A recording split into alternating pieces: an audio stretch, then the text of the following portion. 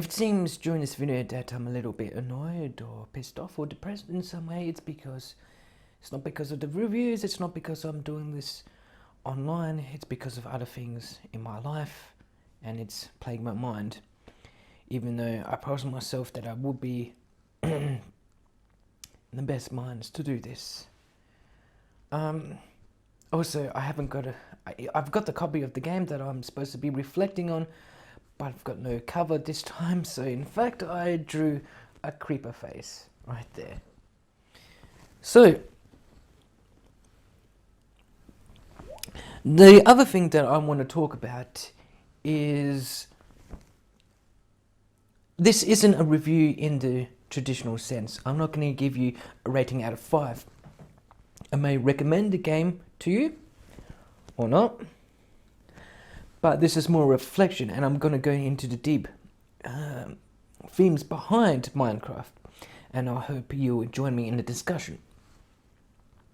Because Minecraft itself is a pretty hard game to review, to reflect on, because it's not the most traditional game. It's digital Lego.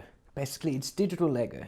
It allows you to create anything you want in a world of unlimited freedom. There's multiplayer, there's single player, but there's no... Yes, there is a quest to destroy the Ender Dragon, but it isn't necessarily like a strong story-focused game, if you know what I mean. So what I am planning to do today is to talk about Minecraft, its tropes, and how I see Minecraft as a piece of nightmare fuel. So, what is nightmare fuel? Nightmare fuel is something that is scary, that is put in a film, or a TV show, or a video game, excuse me, to make it scary, but it's not essentially not a horror work, if you know what I mean. And these are proper nightmare-inducing fear, not just, jump scares, not, any schlock horror thing. They range from adult fears to grotesque fears, something so inherently scary that makes you wake up at night. That's basically what nightmare fuel is. So Minecraft, it may seem cutesy and childlike in its representation of an entirely blocky world, but I believe that it has some cases to be potential nightmare fuel. My first note is that Minecraft has this one-day survival horror feel to it.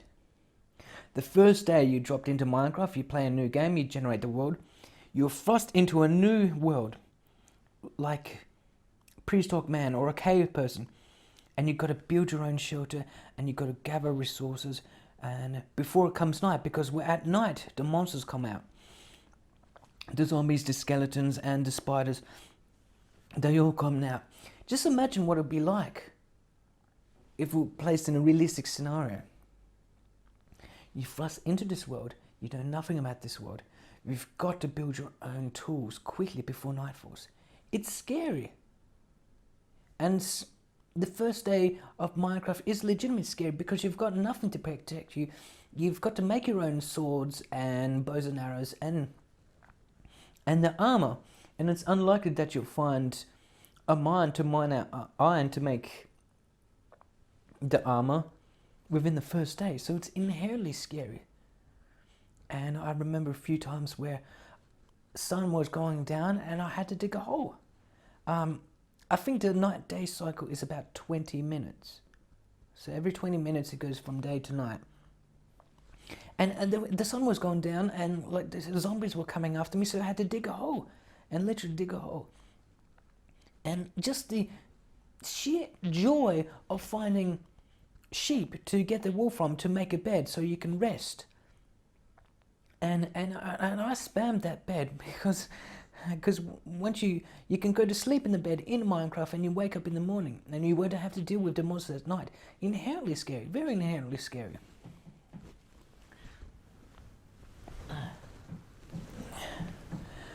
My second note is, I also want to talk about the cave sounds. Now, the cave sounds play. They're a couple seconds long. And they play whenever the player character finds a dark area. And it's a very ominous bunch of sounds. Like Bong, Woooo, sort of like creepy sounds, creepy, scary sounds. Especially if you're like me, that you turn down the music and you're listening to your headphones and you hear these creepy sounds going boom, and you're thinking, what the hell? What's behind me? What's going on? Who made that sound? Those cave sounds are really, really creepy. I think there's a link to on YouTube that plays all of these creepy cave sounds, and I will link them to you if you want to have a listen to yourself. But they still freak me out, even when I know what they are. Just this inherent sound, and some players think that it's maybe a monster around the corner, or some other player is planning to attack him. Yeah, very creepy stuff.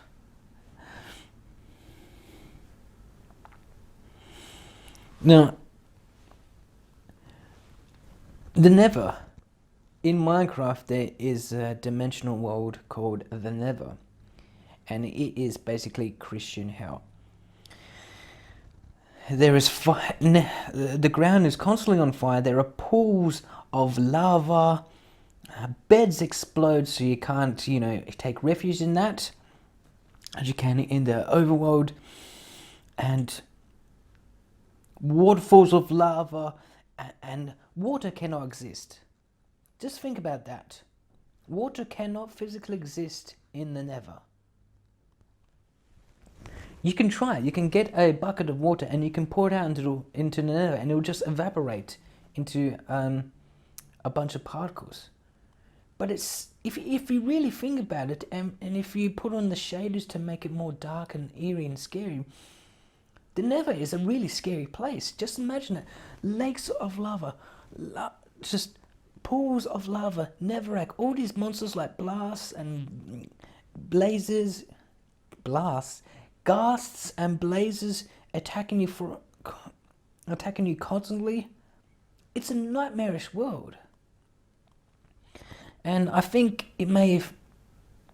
this feature may have been taken out or not, but I think if you do look at it using the F3 command, you can see that the biome is actually called Hell.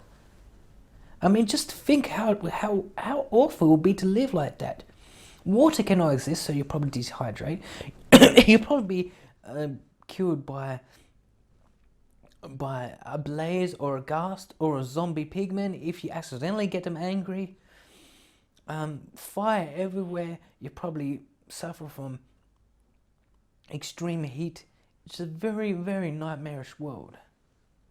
And there's a substance, in fact, called soul sand. Soul sand has an effect where you slow down on it, and it's got the look of like a very darkish grey dirt, basically. And if you look at soul sand closely, you can actually see faces on it. Faces, as in creeper faces on the texture of the soul sand.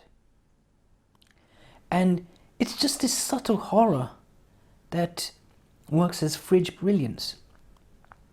That something must have happened to these poor souls embedded in the soul sand. And one theory as to why soul sand slows you down when you walk across it, it's like the souls are like dragging you down.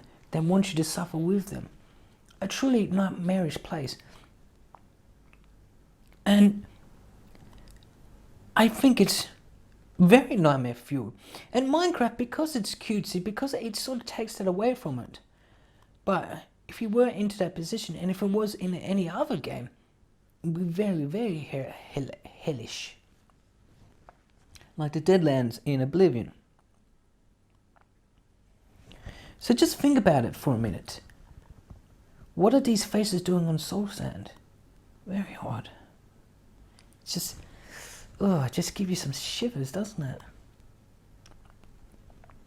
And speaking about the ghasts are like giant, humongous white creatures.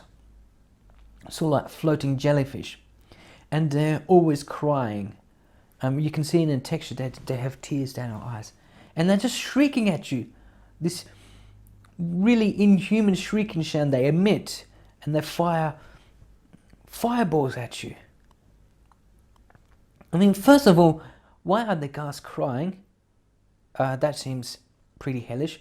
Maybe we could espouse the theory that maybe they're suffering as well. That the ghasts are crying for some reason. Maybe they lost souls. Maybe they're connected to soul sand. Who knows? And also, they're huge. They're giant monsters to defeat, and it's pretty nightmare fuel inducing because they throw these fireballs at you, and they take a lot of HP, and you can deflect them. But these fireballs can also destroy the portals, the Sibian Nether gate portals, that you use to actually enter into the Nether, into this hellish dimension in the first place. So just imagine that you're just getting attacked by this huge, gigantic, crying thing, and it knocks out your portal, and you're unable to go back to the overworld unless you die. Unless you die. And that's the scariest thing about the Nether. If you don't have a portal, the only way out is to die. Either by getting slain by one of the monsters, the mobs within the Nether, or by jumping into the lava yourself. Very scary stuff.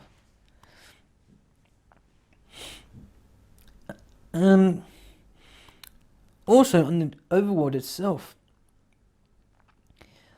the dark caverns and the abandoned mine shafts.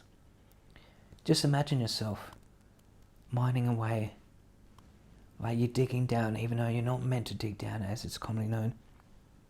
And it's dark, isolated, and you haven't got any torches to light your way. If it's on a multiplayer session, all your friends are at the lodge that you built out of oak wood. And there you are, by yourself, mining away, the cave sounds groaning at you.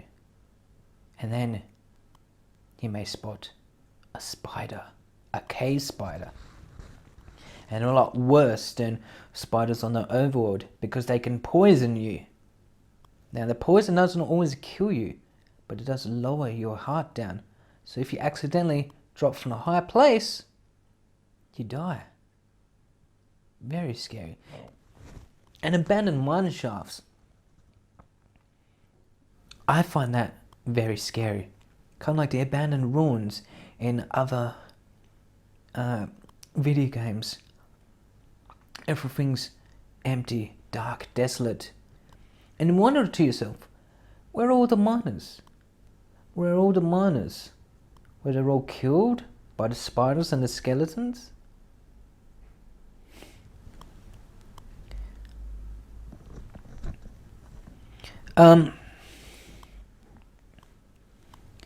So, abandoned mine shafts and dark caverns are very scary indeed. The last note I want to talk about is that there are a lot of things to kill you in Minecraft. Let's talk about the monsters. We have creepers, we have zombies, skeletons, spiders, we have wither skeletons, the wither, we have the witches, we have the endermen, we have the ender dragons. Lots of different monsters, and they're all out to kill you. Some of them, like the zombie pigmen,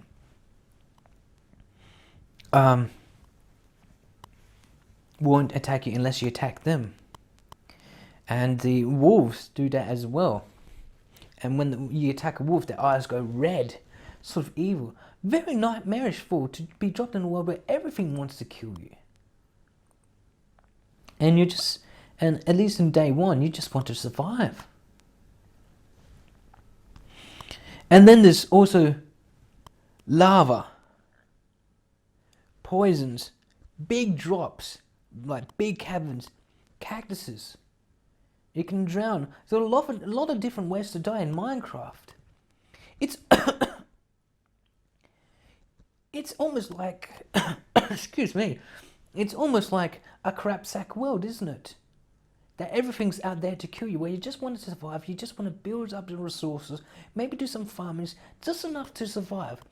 And then you got to find some armor and some weapons to defend yourself, because everything in Minecraft wants you dead.